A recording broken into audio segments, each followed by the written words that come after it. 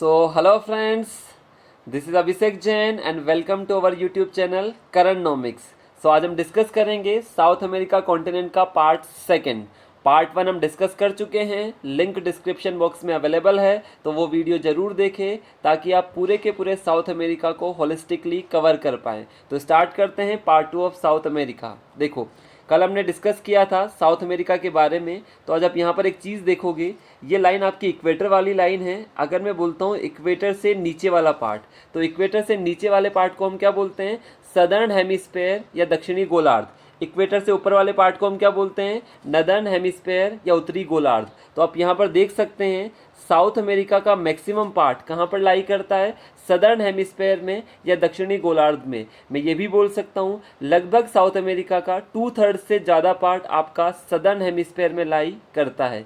दूसरी चीज़, यहाँ पर मैंने आपको कल बताया था साउथ अमेरिका से इक्वेटर भी पास होती है, ट्रॉपिक ऑफ कैप्रिकॉर्न भी यहाँ से पास होती है। ये दोनों महत्वपूर्ण चीज़ें हैं, आपको यहाँ पर याद रखनी है। साथ में एक और महत्वपूर्ण तथ्य, साउथ अमेरिका का मैक्सिमम पार्ट कहाँ पर लाई करता है? ट्रॉपिकल बेल्ट में या उष्णकटिबंधीय बेल्ट के अंदर ये लाई करता है। आप देख सकते हैं ट्रॉपिकल बेल्ट मतलब आपका 23.5 डिग्री नॉर्थ से लेकर 23.5 डिग्री साउथ का हिस्सा। कौन सा हिस्सा आपका?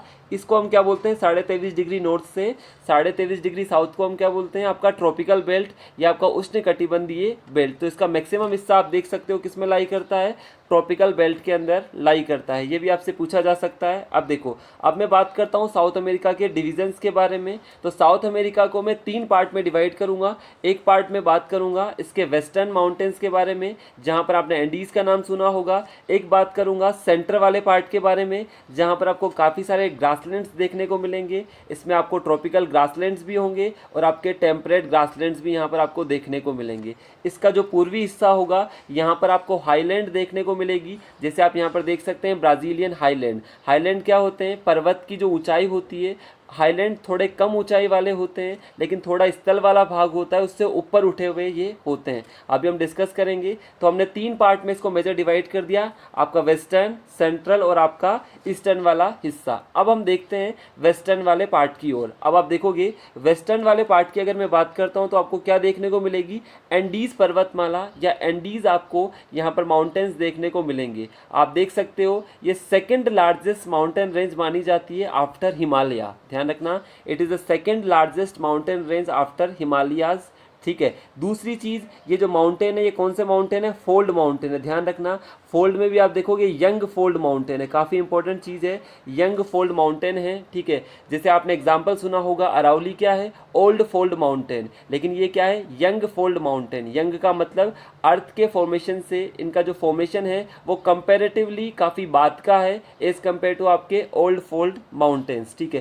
साथ में आप देखोगे फोल्ड क्यों बोला जाता है? इनका जो फॉर्मेशन हुआ था वो आप देखोगे जो कॉन्टिनेंटल प्लेट्स है, आपकी जो कॉन्टिनेंटल वाली प्लेट्स है एक दूसरे की तरफ मूव करती है। ठीक है। यहाँ से आपका फॉर्मेशन होता है किसका? माउंटेन्स का। तो इसको आप देखोगे ज्योग्राफी के अंदर, जब आप देखोगे जब आपकी 2 कॉन्टिनेंटल प्लेट्स है एक दूसरे की तरफ मूव करती है, देन काफ़ी सारे फोर्सेस की वजह से किसका निर्माण होता है? आपके माउंटेन्स का। तो ये फोल्ड माउंटेन है। आपके हिमालयाज भी फोल्ड माउंटेन है, और हिमालयाज और आपके एंडीज दोनों यंग फोल्ड माउंटेन के एग्जाम्पल है। एग्जाम में पूछा जाता है फोल्ड माउंटेन्स के बारे में। दूसरी चीज़ आप देखोगे एंडीज़ के बारे में अगर मैं आपको बताता हूँ, एंडीज़ यहाँ से आप देखोगे 3 पार्ट में डिवाइड हो जाती है। आप इसका एक वेस्टर्न वाला पार्ट हो जाता है, सेंट्रल हो जाता है और ईस्टर्न वाला हिस्सा ये हो जाता है। आप देखोगे ये कैरेबियन से लेकर यहाँ नीचे वाला पार्ट जो आपका चिले वाला पार्ट है वहाँ तक फैला हुआ है। अगर मैं आपको बताऊँ तो बेसिकली ऊपर से आप देखोगे कौन कौन सी कंट्रीज़ में आपका ये फैला हुआ है। तो आप देखोगे वेनेजुएला वाला पार्ट, कोलंबिया वाला पार्ट, इक्वाडोर वाला पार्ट, पेरू वाला पार्ट, बोलीविया वाला पार्ट और चिले वाला पार्ट। तो आपको देख सकते हो लगभग 6 to 7 कंट्रीज़ के अंदर आपका जो पूरा का पूरा एंडीज़ रेंज है आपको फैला हुआ यहाँ से दिखाई देगा। तो ये काफ़ी इंपॉर्टेंट है। अर्जेंटीना वाला पार्ट, तो 7 कंट्रीज़ है, Argentina, Chile, Bolivia, Peru, Ecuador, Colombia, Venezuela, जहाँ पर आपको एंडीज़ रेंज देखने को मिलेगी। ठीक है। एंडीज रेंज के बारे में आप देखोगे इसकी हाईएस्ट पीक के बारे में, जिसका नाम है माउंट एकांकागुआ। यहाँ पर देख सकते हो इसकी जो हाईएस्ट पीक है उसको हम क्या बोलते हैं, माउंट एकांकागुआ। आपको यहाँ पर विजिबल होगा ये वाला पार्ट, माउंट एकांकागुआ है, जो कि एंडीज की सबसे ऊंची पर्वतमाला या सबसे ऊंची चोटी यहाँ पर मानी जाती है। और भी आप इजीली इसको यहाँ पर देख सकते हो, अलग से हमने यहाँ पर दिखाया हुआ है। This is mount एकांकागुआ, this is the highest peak of Andes. ठीक है, अब आगे बढ़ते हैं। अब यहाँ पर आप देखोगे जो डिवीज़न की हमने बात की थी, आप यहाँ पर देख सकते हो इस डिवीज़न के अंदर ये जो हमारा पार्ट है लानोस, ये कहाँ पर आपका वेनेजुएला के अंदर, ये आपका ट्रॉपिकल ग्रासलैंड्स है या ट्रॉपिकल घास के मैदान माने जाते हैं। इसको अभी हम आगे देखेंगे। उसके नीचे आप देखोगे ये ग्वेना हाईलैंड है, ये ब्राज़ीलियन हाईलैंड है। आपसे पूछा जा सकता है हाईलैंड को उत्तर से दक्षिण के क्रम में अरेंज कीजिए, तो आपको अरेंज करना भी आना चाहिए। ग्वेना कहाँ पर रहेगा, ब्राज़ील कहाँ पर रहेगा।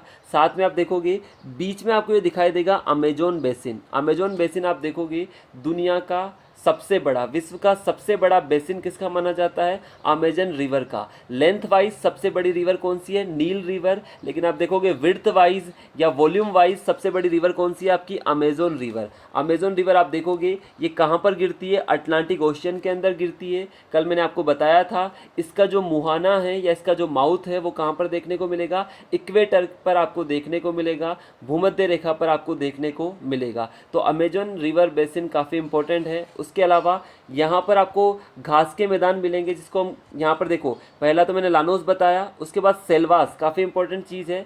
सेल्वास को हम क्या बोलते हैं, ट्रॉपिकल रेन फॉरेस्ट। क्या बोलते हैं, ट्रॉपिकल रेन फॉरेस्ट। ऐसा क्यों बोलते हैं, आपको पता है जो इक्वेटर के आसपास का रीजन होता है 10 डिग्री ऊपर वाला और 10 डिग्री नॉर्थ वाला, 10 डिग्री नॉर्थ आपका और 10 डिग्री साउथ, किसके साउथ में, आपके इक्वेटर 0 डिग्री के साउथ में। ये जो पूरा का पूरा रीजन होता है इसको हम क्या बोलते हैं, इक्विटोरियल रीजन। यहाँ पर आप देखोगे जो फॉरेस्ट मिलेंगे वो काफ़ी डेंस फॉरेस्ट मिलेंगे, काफ़ी घने जंगल मिलेंगे, इनको रेन फॉरेस्ट भी बोला जाता है। यहाँ पर सबसे ज़्यादा बायोडाइवर्सिटी, सबसे ज़्यादा जैव विविधता आपको देखने को मिलेगी। वृक्ष इतने घने होते हैं कि कभी कभी तो सूर्य की किरणें नीचे तक भी नहीं आ पाती। ठीक है, इसलिए यहाँ पर आपको देखने को मिलेगा कई सारी बेल, यहाँ लताएं आपको मिलेगी जो बेसिकली पेड़ों पर चढ़ने की कोशिश करती है ताकि उनको सनलाइट वहाँ से मिल जाए। तो काफ़ी यहाँ पर आप देखोगे काफ़ी टाइप की एनिमल की स्पेसीज़, काफ़ी टाइप की आपकी प्लांट्स की स्पेसीज़ आपको देखने को मिलेगी। ठीक है, तो अमेजन रिवर बेसिस में जो फॉरेस्ट मिलते हैं उनका नाम क्या है, सेल्वास फॉरेस्ट। काफ़ी इंपॉर्टेंट है, ध्यान रखना। ठीक है, अब आगे देखो, यहाँ पर अगर मैं आपको इसी से रिलेटेड कुछ और चीज़ें बताता हूँ, यहाँ पर आपको देखने को मिलेगा बोलिवियन प्लेट्यू। बोलिवियन प्लेट्यू काफ़ी इंपॉर्टेंट है। यहाँ पर आपको टिन का, आयरन के काफ़ी ज़्यादा डिपॉजिट्स आपको देखने को मिलेंगे। बोलिवियन प्लेट्यू एंडीज रेंज के आपको देखने को मिलेगा। दिस इज़ आपके एंडीज रेंज, और एंडीज रेंज के आपको कौन सी साइड में देखने को मिलेगा, ईस्ट साइड के अंदर आपको बोलिवियन प्लेट्यू बोलिविया के अंदर देखने को मिलेगा। उसके नीचे अगर आप चलोगे तो उसके नीचे आपको देखने को मिलेगा अटाकामा डेजर्ट। ध्यान रखना, अटाकामा डेजर्ट वर्ल्ड का नॉन पोलर सबसे ड्राइएस्ट डेजर्ट माना जाता है। ठीक है, आप देखोगे ये नॉन पोलर है। अब नीचे यहाँ पर हम दो डेजर्ट देखेंगे, एक देखेंगे पेटागोनिया डेजर्ट, ये हमारा कोल्ड डेजर्ट होगा क्योंकि ये बेसिकली कौन सी रेंज में लाई करेगा, आपका सब ट्रॉपिकल रेंज में लाई करेगा। लेकिन आप देखोगे अटाकामा डेजर्ट आपका नॉन पोलर ड्राइएस्ट डेजर्ट है। यहाँ पर एक टाउन मिलता है जिसका नाम है एरिका। क्या मिलता है, एरिका, जो वर्ल्ड की सबसे ड्राइएस्ट सिटी मानी जाती है। कौन सी, वर्ल्ड की सबसे ड्राइएस्ट सिटी मानी जाती है एरिका सिटी। साथ में माउंट एकांकागुआ के बारे में मैंने आपको बताया। तो यहाँ पर आपको दो डेजर्ट भी याद रखने हैं, one is Atacama and second one is Patagonia desert. Patagonia cold desert है, ये भी आपको ध्यान रखना है। कल मैंने आपको इस द्वीप के बारे में बताया था, टिएरा डेल फ्यूगो। यहाँ पर मैंने आपको एक जल संधि भी बताई थी जिसका नाम था स्ट्रेट ऑफ मैगलन। ठीक है, और इसका लास्ट पॉइंट क्या है, केप हॉर्न, ये भी ध्यान रखना है। यहाँ का जो लास्ट पॉइंट है वो क्या देखने को मिलेगा आपका, केप हॉर्न। किस द्वीप का, टेरा डील फिगो द्वीप का। और यहाँ पर जो जल संधि आपको देखने को मिलेगी वो कौन सी जल संधि देखने को मिलेगी, this is straight of Magellan. ध्यान रखना। साथ में आप देखोगे यहाँ पर मिनरल्स काफ़ी ज़्यादा मिलेंगे, चाहे गोल्ड हो, चाहे टिन हो, चाहे आयरन हो, चाहे कॉफ़ी हो, चाहे शुगर। ये तो मिनरल्स हो गए। मिनरल्स के अलावा आप केस क्रॉप्स में अगर देखते हो तो कॉफ़ी हो गया आपका, शुगर केन हो गया। आप देखोगे ब्राज़ील के अंदर काफ़ी सारी सिटीज़ है, साओ पोलो हो गया आपका, ठीक है, जो कि कॉफ़ी कैपिटल यहाँ पर मानी जाती है। ठीक है, तो अभी हम यहाँ पर देखते हैं आगे। देखो यहाँ पर आप देखोगे तो स्ट्रेट ऑफ मैगेलन मैंने आपको दिखा दिया, ठीक है। ये जो मैंने आपको कल दिखाया था कि चिली का जो पूरा कट है वो तटा फटा कट है, इससे काफ़ी सारी दिक्कत होती है नाविकों को, ठीक है। ये चीज़ हम डिस्कस कर चुके। अर्जेंटीना की कैपिटल है ब्यूनस एयर्स, जो कि अर्जेंटीना की सबसे बड़ी सिटी मानी जाती है, ठीक है। काफ़ी फेमस सिटी है आपकी ये ब्यूनस एयर्स, ठीक है। उसके बाद यहाँ पर देखो, ये जो पूरा डिवीज़न मैंने आपको बताया था, इस डिवीज़न को आप यहाँ पर देख सकते हैं। गुएना हाईलैंड्स मैंने आपको दिखा दिया, अमेजन बेसिन बीच में आ जाएगा। दिस इज़ इक्वेटोरियल रीजन, जहाँ पर आपको रेन फॉरेस्ट मिलेंगे जिनका नाम है सेल्वास। ये मैं आपको यहाँ पर रिवाइज करवा चुका हूँ, ठीक है। अब आगे देखो, ये सारे के सारे अगर आपसे पूछा जाता है नॉर्थ टू साउथ अरेंज करने के बारे में, तो आप यहाँ पर देख सकते हैं। सबसे ऊपर आपका गुएना हाईलैंड है, ठीक है। उसके बाद आपका अमेजन रिवर बेसिन आपको देखने को मिलेगा। उसके बाद यहाँ पर plateau of Borborema, then plateau of Mato Grosso और ब्राज़ीलियन हाईलैंड। प्लेट्यू क्या होता है ये भी आपको डाउट हो सकता है। अगर ये आपका माउंटेन है तो माउंटेन का जो ऊपर का टॉप होता है वो क्या होता है, काफ़ी स्टीप होता है, काफ़ी तीखा होता है। जबकि जो आपका प्लेट्यू होता है ये फ्लैट होता है, इसका जो ये टॉप होता है वो कैसा होता है, थोड़ा समतल होता है, थोड़ा फ्लैट होता है। तो ये प्लेट्यू ऑफ माटो ग्रोसो भी देखने को मिलेगा, प्लेट्यू ऑफ बोर्बोरिमा भी देखने को मिलेगा, और नीचे आएगा आपका ब्राज़ीलियन हाईलैंड। तो आपको अरेंज करने को दिया जाए तो आपको पता होना चाहिए अमेजन रिवर बेसिन है उसके बारे में कि ये इक्वेटर के आसपास है, ठीक है। इक्वेटर का नाम आपके दिमाग में आना चाहिए, ब्राज़ील का नाम आपके दिमाग में आना चाहिए, पेरू भी आप, ये कंट्री आपको पेरू मिलेगी, देन आपको ब्राज़ील का पार्ट मिलेगा, देन ये कहाँ पर आ जाएगी आपकी अटलांटिक ओशन के अंदर, ठीक है। और वर्ल्ड का सबसे बड़ा रिवर बेसिन किसका है, अमेजन का है। विड्थ वाइज भी सबसे बड़ी या वॉल्यूम वाइज भी सबसे बड़ी रिवर अमेजन है। लेंथ वाइज आपकी अफ्रीका की जो मिस्र में है आपकी नील रिवर यहाँ से मानी जाती है, ठीक है। आगे देखो, अब यहाँ पर आप देखोगे कुछ और कैपिटल सिटीज़ मैं आपको दिखा रहा हूँ। जैसे चिली की कैपिटल है सेंटियागो, आपकी अर्जेंटीना की कैपिटल है ब्यूनस एयर्स। ये भी काफ़ी फेमस कैपिटल सिटीज़ है, कभी कभी आपको दे दिया जाएगा। इनको ईस्ट टू वेस्ट अरेंज करो, आपको 3 कैपिटल सिटीज़ दे दी जाएगी। सेंटियागो, ठीक है, आपको ब्यूनस एयर्स, और आपको यहाँ से दे दिया जाएगा रियो, या आपको दे दिया जाएगा साओ पोलो, और आपसे बोला जाएगा इनको अरेंज करो वेस्ट टू ईस्ट ऑर्डर में या ईस्ट टू वेस्ट ऑर्डर में। तो आपको कैपिटल सिटीज़ भी पता होनी चाहिए, क्योंकि आपको लोकेशन पता है कि चिली आपका सबसे साइड में है, देन अर्जेंटीना आपका बीच में है, देन आपका ब्राज़ील यहाँ पर लास्ट ईस्टर्न साइड पर आएगा। तो अगर आपको इनकी कैपिटल्स पता है तो आप इजीली यहाँ पर अरेंज कर सकते हो। तो ध्यान रखना है, Santiago is the capital of Chile and Buenos Aires is the capital of Argentina, ठीक है। ब्राज़ील की कैपिटल क्या है, ब्राज़ीलिया, लेकिन ब्राज़ील के अंदर काफ़ी फेमस चीज़ें हैं। साओ पोलो है आपका, रियो जेनेरियो है, ठीक है। अब आगे देखो यहाँ से, ठीक है। यहाँ पर एक और चीज़ आप देखोगे, मैं बात कर रहा हूँ एंडीज़ रेंज के अंदर 2 सबसे इंपॉर्टेंट वोल्केनिक माउंटेन्स की। आप देखोगे माउंट कोटोपेक्सी और माउंट चिम्बराजो। माउंट कोटोपेक्सी दुनिया का सबसे बड़ा एक्टिव वोल्केनो है। क्या बोलते हैं माउंट कोटोपेक्सी को, largest active volcano of the world. तो माउंट कोटोपेक्सी और माउंट चिम्बराजो दोनों क्या है, वोल्केनिक इरप्शंस के थ्रू यहाँ पर काफ़ी ज़्यादा वोल्केनिक इरप्शंस देखे जाते हैं। एंडीज़ रेंज के अंदर आपको देखने को मिलेंगे। जो माउंट कोटोपेक्सी है आपका इक्वाडोर वाला पार्ट में, और चिम्बराजो भी इक्वाडोर वाले पार्ट में आपको देखने को मिलेगा, काफ़ी फेमस है। तो आपको ये भी देख सकते हो, जो आपकी ये माउंटेन रेंज है ये वोल्केनिक माउंटेन रेंज है। आप देख सकते हो ओशियनिक कॉन्टिनेंटल आपका जो कंक्लूजन था जिसके थ्रू ये माउंटेन रेंज का फॉर्मेशन हुआ था। तो ये भी आपको यहाँ पर ध्यान रखना है, ठीक है। मैंने आपको एक टाउन भी बताया था चिले के अंदर, अरिका, ठीक है, जो सबसे ड्राइएस्ट टाउन है आपका चिले का, ठीक है। पूरे वर्ल्ड का ड्राइएस्ट टाउन माना जाता है वो। उसके बाद आप देखोगे यहाँ से एकांकागुआ जो सबसे हाईएस्ट पीक है, ये मैं आपको बता चुका हूँ। उसके अलावा सेंटियागो वेल परासियो, ये वाइन कैपिटल है, वाइन काफ़ी ज़्यादा फेमस है यहाँ की। सेंटियागो जो कैपिटल है चिली की, ये भी हम डिस्कस कर चुके हैं, ठीक है। अब आगे देखो, this is the Bolivian plateau, काफ़ी फेमस है किस डिपॉजिट्स के लिए, टिन के डिपॉजिट्स के लिए, आयरन के डिपॉजिट्स के लिए, और भी काफ़ी सारे मिनरल्स आपको बोलिवियन प्लेट्यू के अंदर देखने को मिलेंगे, ठीक है। उसके बाद आप आ जाइए आगे। This is the Atacama desert, जिसके बारे में मैं डिस्कस कर चुका हूँ। ये क्या है आपका अटाकामा डेजर्ट, जो कि आपका वर्ल्ड का ड्राइएस्ट नॉन पोलर डेजर्ट माना जाता है, ठीक है। उसके बाद लोकेशन भी आप देख सकते हो, मैक्सिमम पार्ट इसका चिले के अंदर मिलेगा, कुछ पार्ट पेरू के अंदर भी है, कुछ पार्ट बोलीविया, कुछ पार्ट अर्जेंटीना के अंदर भी देखने को मिलेगा। तो this is your Atacama desert. तो ध्यान रखना, 2 इंपॉर्टेंट डेजर्ट्स के बारे में मैंने बात की है। One is Atacama and another is Patagonia deserts, ठीक है। देन आप देखोगे यहाँ पर लेक टिटिकाका, बहुत इंपॉर्टेंट है लेक टिटिकाका, काफ़ी फेमस लेक है यहाँ की। तो ध्यान रखना, पहले तो क्वेश्चन ये आएगा लेक टिटिकाका जो है आपकी, जो किन किन कंट्रीज़ के बीच में अपनी बॉर्डर बनाती है। तो यहाँ पर दो कंट्री आपको देखने को मिलेगी, आपकी बोलीविया और दूसरा आपका पेरू। ठीक है, अभी मैंने आपको याद करवाया था कल बीपी से, मैंने आपको याद करवाया था कि दो कंट्रीज़ की बीपी हाई हो गई थी, ब्राज़ील की और पराग्वे की। तो उसकी वजह से उनको क्या कर दिया था, लैंड लॉक्ड कर दिया था। अब यहाँ पर दूसरे तरीके से हम याद रखेंगे, टीटी मतलब तितली। ठीक है, टीटी मतलब तितली। तितली की जब अपन ने बोली लगाई, ठीक है, बोली लगाना मतलब बिडिंग करना।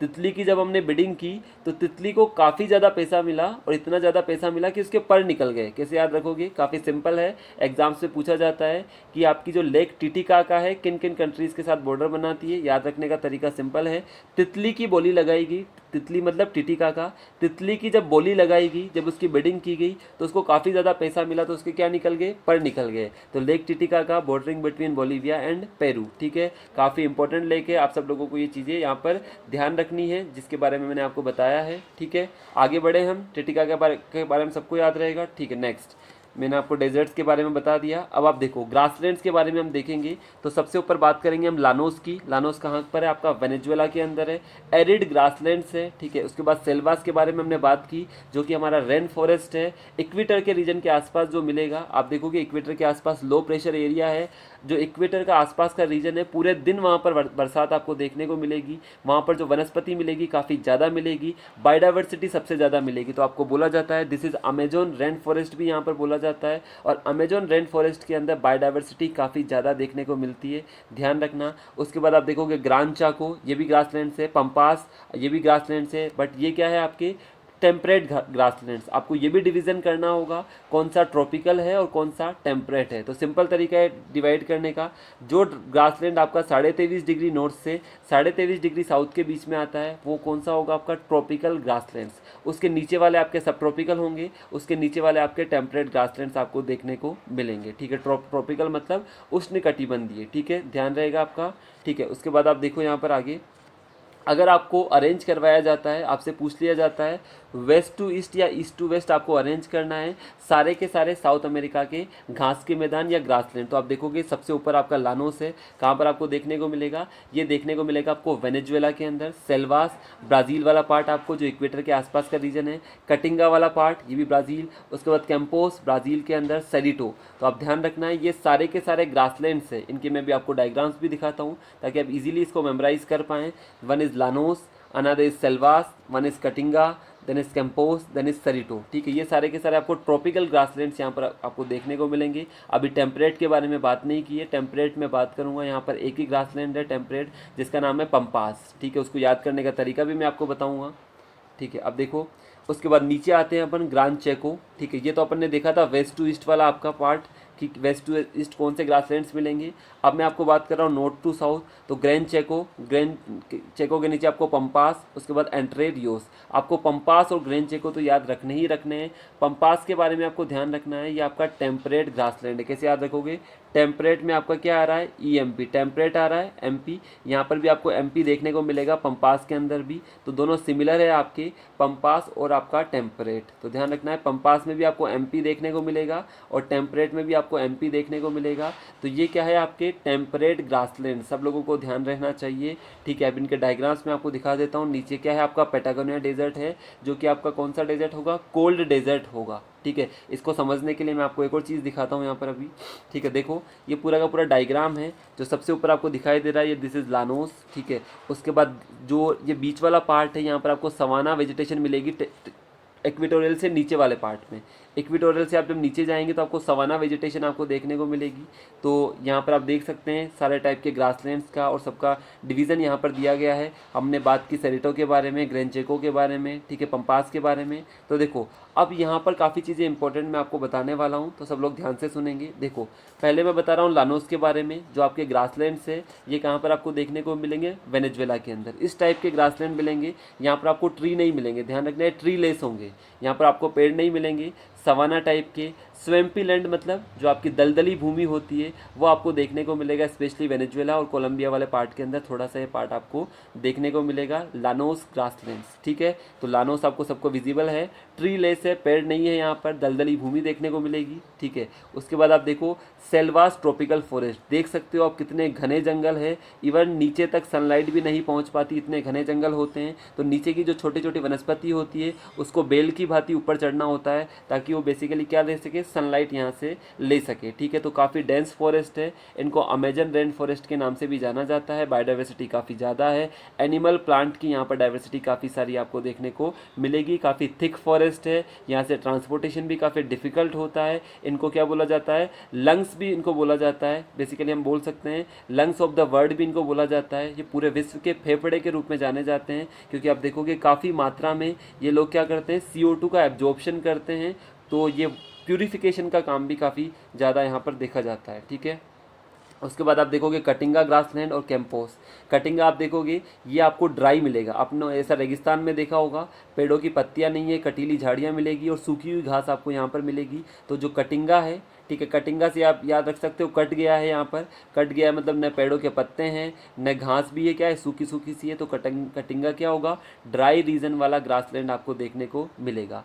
कैंपोस आप देखोगे, ध्यान रखना मैंने आपको दो चीज़ें बताई, कैंपोस और पंपास, कैसे याद रखना है आपको, कैंपोस कंफ्यूजन नहीं लाना है। कैंपोस और पंपास में आप बोलोगे सर दोनों के अंदर एमपी भी आ रहा है, तो हम कैसे याद रखें, देखना कैंपोस आपके कहाँ पर मिलेंगे, ब्राज़ील के अंदर, ये ट्रॉपिकल ग्रासलैंड है। जबकि पंपास आपके कहाँ पर मिलेंगे, अर्जेंटीना के अंदर, ये आपका टेम्परेट ग्रासलैंड है। एग्जाम में पूछा जाता है कैंपोस और पंपास का क्वेश्चन, कंफ्यूज नहीं होना है। अगर आपसे बोला जाता है which of the following are tropical grasslands, one is Campos, another is Pampas और थर्ड आपको दे दिया जाता है आपका लानोस, ठीक है। तो आपको ध्यान रखना है सिर्फ पंपास ही आपका क्या है, टेम्परेट ग्रासलैंड है। अगर मैं बात कर रहा हूँ साउथ अमेरिका की, ठीक है, एंट्रे रियोस इतना एग्जाम में नहीं पूछा जाता, मेनली पंपास ही यहाँ से पूछा जाता है। और पंपास अगर टेम्परेट है, ठीक है, जो ठंडे प्रदेशों में पाया जाता है, तो यहाँ पर आपको सबसे ज़्यादा क्या देखने को मिलेगा, गेहूं और मक्का, ठीक है। तो पंपास होते हैं, यहाँ पर आपको गेहूं और मक्का काफ़ी ज़्यादा मात्रा में प्रोडक्शन में देखने को मिलेगी।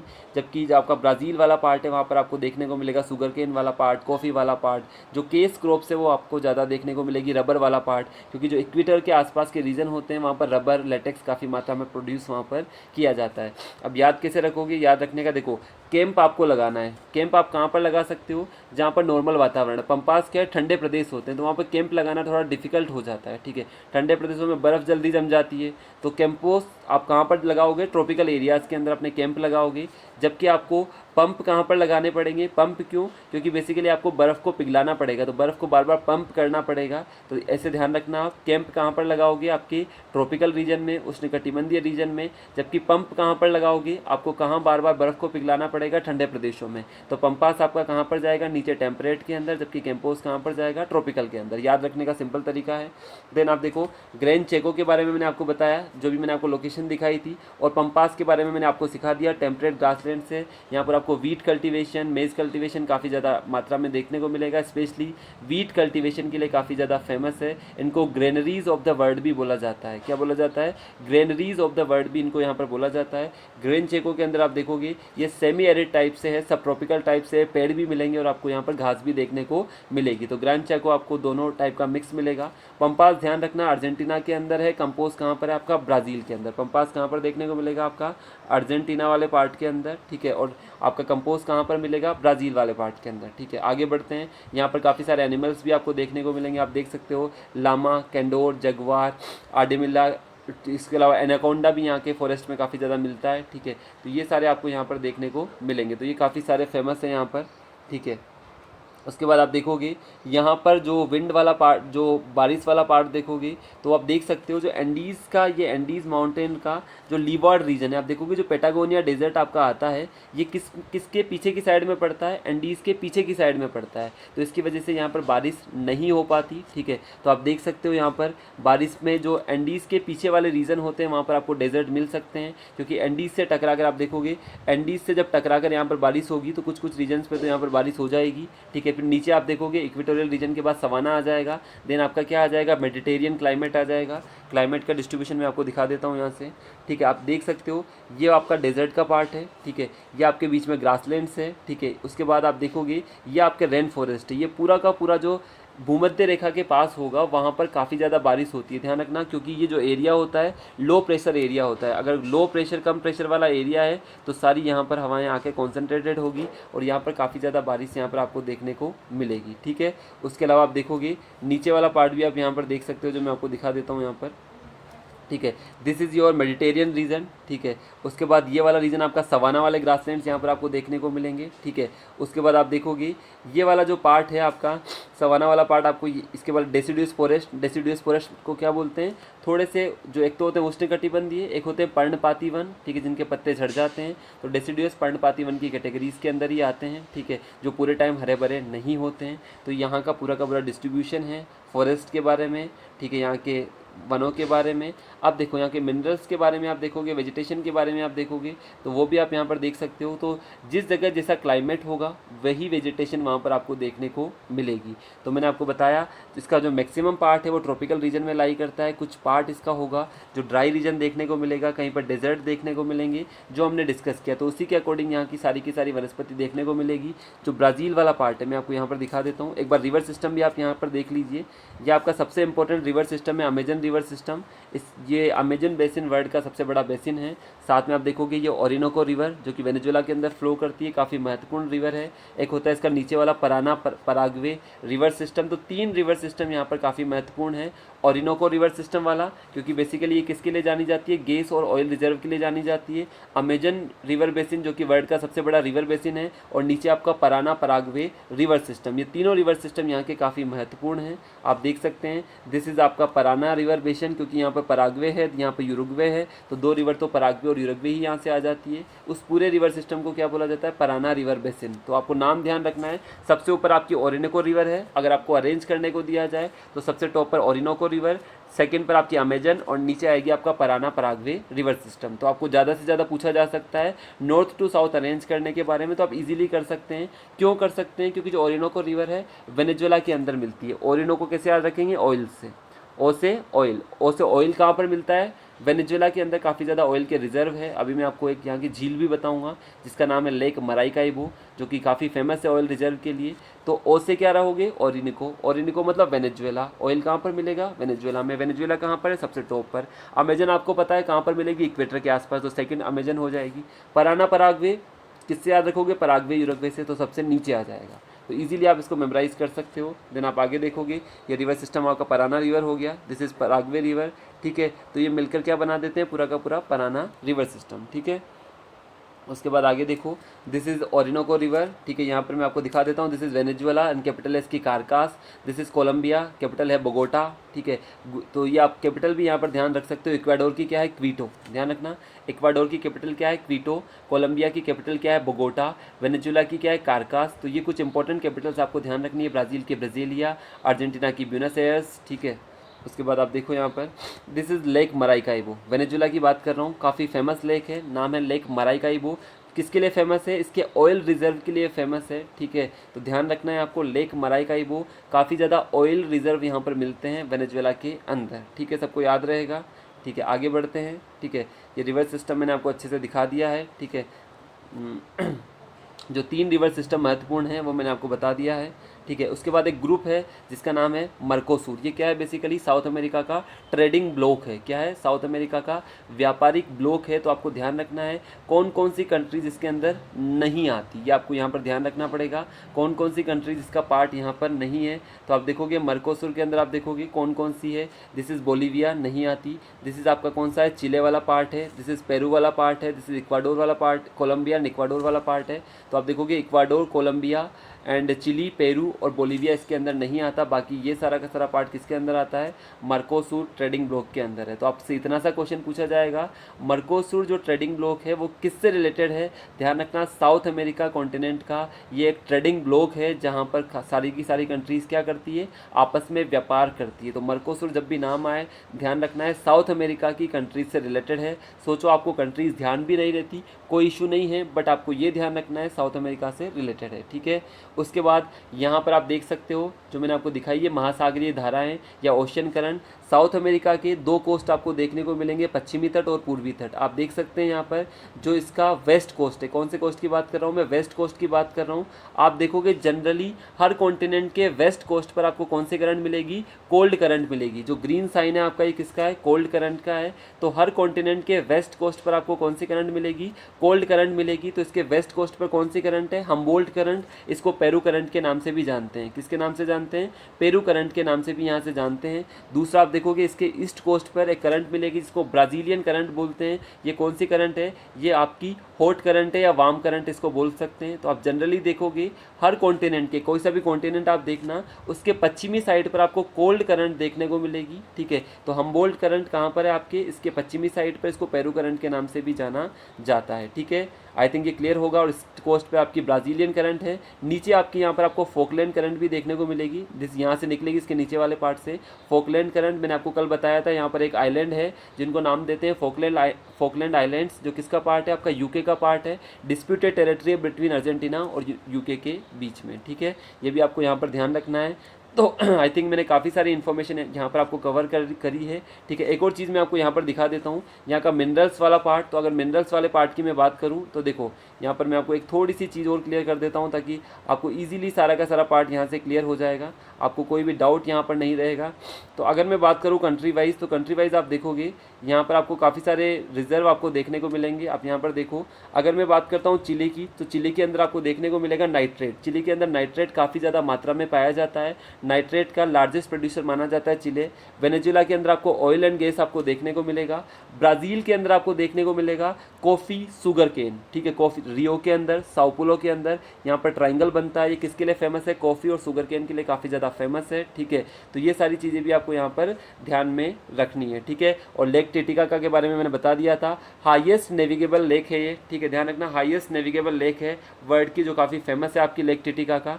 Highest commercial navigable lake in the world इसको बोला जाता है। तो ये भी आपको यहाँ से ध्यान रखना है। ठीक है, तो आई थिंक आपको ऑलमोस्ट पार्ट, ठीक है, जो भी साउथ अमेरिका से क्वेश्चंस बन सकते थे वो मैंने यहाँ पर आप लोगों के क्लियर कर दिए हैं। अब आपको इसको अलग अलग